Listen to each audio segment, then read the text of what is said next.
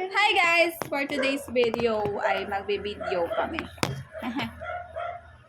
Mag-straight kami ng hair. Straight ba o kulot? Straight, kulot ka nga. Kulot. Alam, taba ko. Usog ka pa. Sa camera, guys. Ay, talaga. Okay lang yan. Ipopost mo. Alam ko hindi talaga to ko i-straight kasi nga naka-conditioner. Dapat shampoo lang ginamit. Bawal na mag-shampoo. Mami, usog ka pa dito. Eh di walang silbi.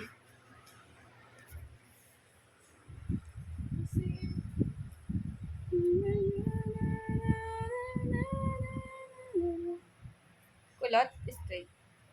Nangangin naman. Pag may bumili, tatayo din ako siya. Oo nga. Nangangin.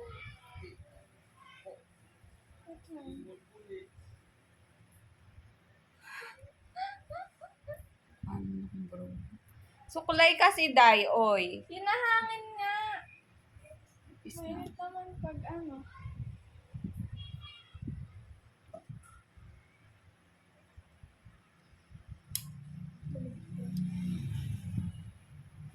So, isi-straight na po ni Hershey ang aking hair. Ng bagong bili niyang curler with straightener. Ay, Kulot yan eh. Ayan. Tingnan natin guys kung tatalab. So, kulot yung hair ko. Tingnan natin kung isi-straight. nangangin naman. Ayan. Hindi umi-straight. Japex. Japex, guys. O, diba? Kasi nga may conditioner. Ayaw maniwala eh. Kailangan hindi malangis. Ulangaw. Binugaw. Napipindot ko yung ano. Ay, Wag na kaya. Baka masunog lang buko. balik natin sa ano. Hindi po gumagana. Magana!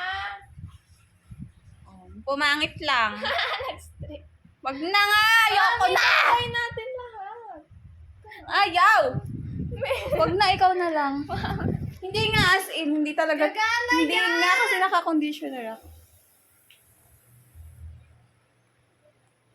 Bye guys!